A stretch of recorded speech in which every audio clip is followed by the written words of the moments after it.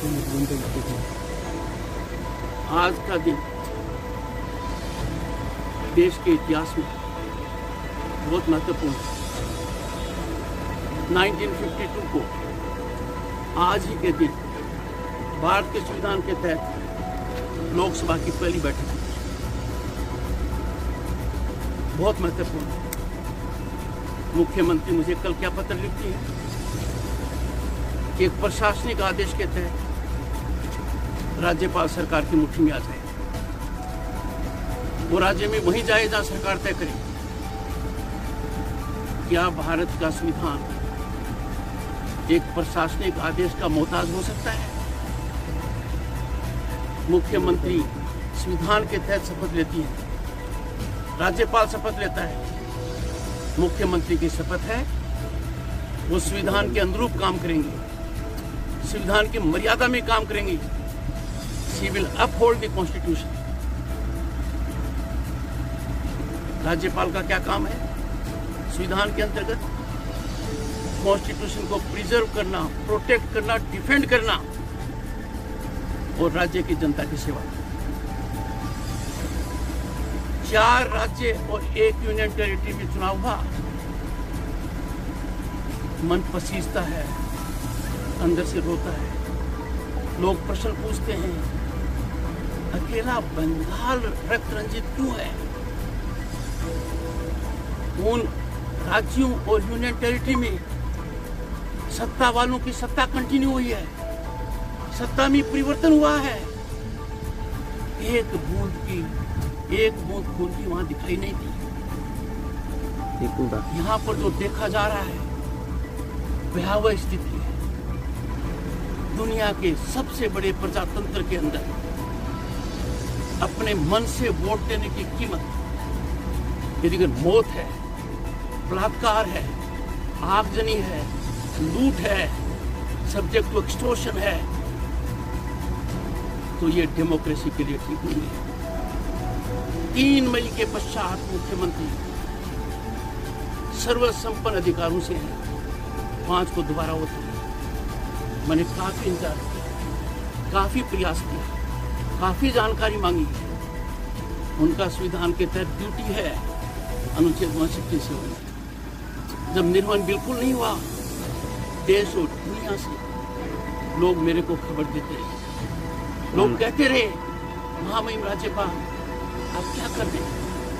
कैसे आप रक्त रंजित होने दे रहे हैं बंगाल को? कैसे लोग अपने घरों को छोड़कर जा रहे हैं? किस प्रकार की आगजनी हो रही है? महिलाएं, बच्चे क्या क्या बर्दाश्त नहीं कर रहे हैं। और सबका एक ही संकेत, जिन्होंने राजनीतिक समर्थन नहीं दिया, उनके अधिकारों पर कुठाराघात, उसको इसकी कीमत अपनी मौत से लेनी पड़ी। इसकी शुरुआत एक तरीके से चुनाव के दौरान माननीय मुख्यमंत्री के दुर्भाग्यपूर्ण आचरण से। सबसे पहले माननीय मुख्यमंत्री ने कहा, मुझे अफसोस है, दुख है, एक अनुभवी नेता, संविधान के दायरे में करने वाला नेता ऐसा आचरण कैसे कर सकता है। उन्होंने सार्वजनिक रूप से कहा, सेंट्रल आर्म्ड पुलिस फोर्स सदा नहीं रहेगी, हम सबको देख लेंगे। इस प्रकार की चुनौती, इस प्रकार का आचरण संविधान इजाजत नहीं देता। फिर उन्होंने कहा, सेंट्रल पुलिस आर्म्ड फोर्सेस हैं, अपने कार्यकर्ताओं को और महिलाओं को विशेषकर उनका विरोध करें, यूटेंसिल्स के साथ विरोध करें। ये कैसा आचरण है? ये कैसे स्वीकार्य हो सकता है?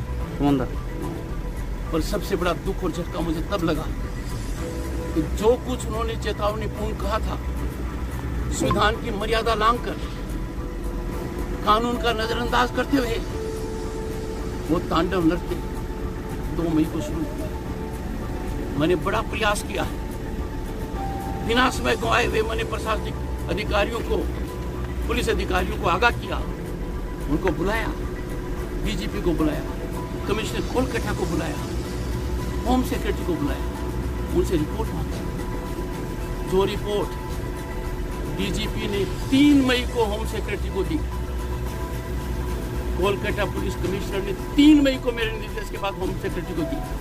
वो मुझे आज तक नहीं मिली। और मैं मीडिया के माध्यम से बताना चाहता हूँ,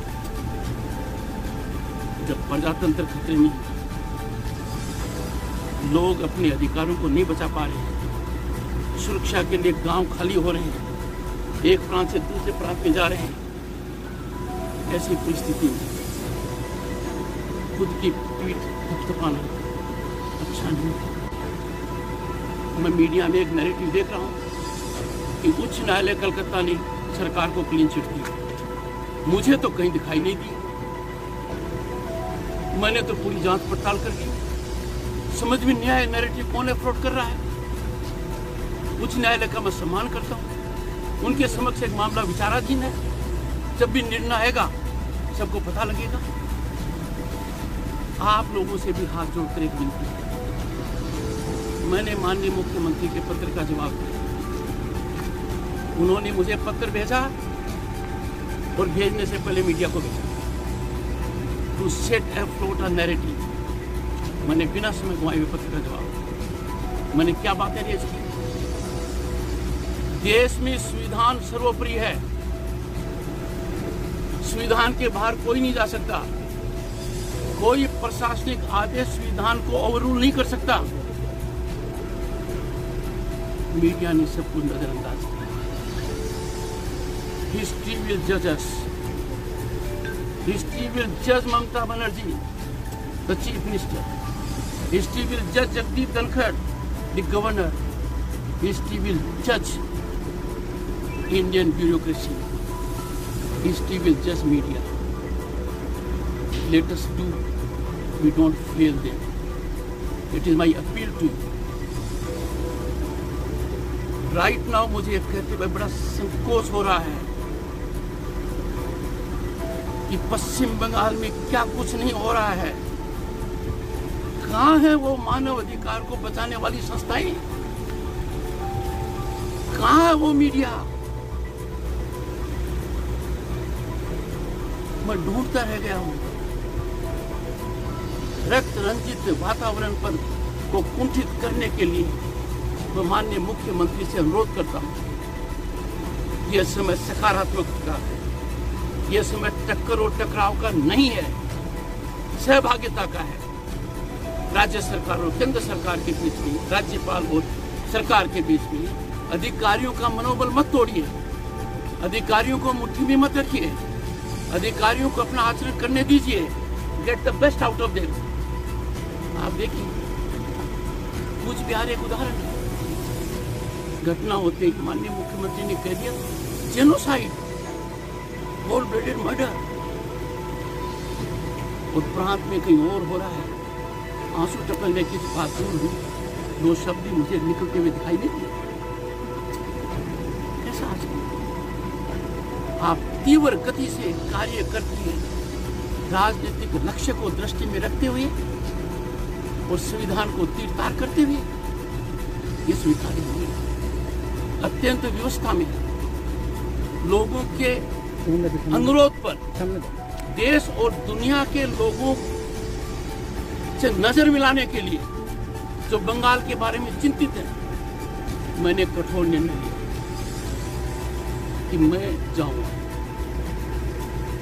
संविधान की रक्षा करने के लिए, भारत की सेवा करने के लिए। राज्यपाल की हैसियत से कोई भी बाधा बीच में आएगी उससे मैं प्रभावित नहीं हो सकता। I will perform my constitutional duties unhindered, undeterred by any situation whatsoever. देश के सामने संकट है कोविड का, पश्चिम बंगाल के सामने संकट है कोविड का, and post poll unprecedented retributive violence only on the ground. कि कुछ लोगों ने ये हिम्मत कैसे कर ली कि अपने हिसाब से वोट देंगे। It is time for us to leave aside negativity. देश और प्रदेश के हित में इन टुगेदरनेस काम करना चाहिए। मैंने माननीय मुख्यमंत्री को कहा, उनको मेरा भरपूर सहयोग मिलेगा। मेरा एक ही विचार है, डेमोक्रेसी की मूल भावना पर कुठाराघात नहीं होना चाहिए। लोगों का कॉन्फिडेंस आना चाहिए और हर उस व्यक्ति को दंडित करना चाहिए जिसने पश्चिम बंगाल के किसी भी भाग में कानून को अपने हाथ में लेकर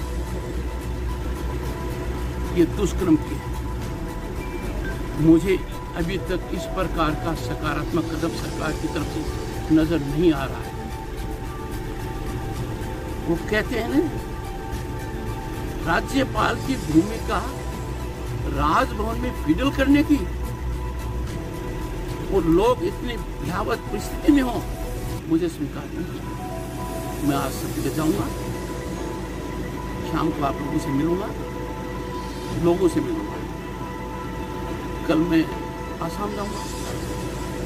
अच्छी खबर है कि मेरे निर्णय के पश्चात लोगों का कॉन्फिडेंस बढ़ा है, लोगों का कॉन्फिडेंस बढ़ा है कुछ आगे। मैं वहां उनसे कैंप में मिलने नहीं जा रहा हूं, मैं वहां उनको कहने जा रहा हूं, आप पश्चिम बंगाल आइए, निर्भीकता से आइए। I will take the bullet on my chest. But मैं पश्चिम बंगाल को ऐसे कलंकित नहीं होने देख सकता कि पश्चिम बंगाल में रहने वाले लोग अपने आप को बचाने के लिए, सुरक्षा के लिए दूसरे प्रांत में आश्रय लें। यह संदेश लेकर जाऊंगा और मुझे पूरी आशा है कि वो निश्चित रूप से मेरी बात सुनेंगे, कॉन्फिडेंस से आएंगे।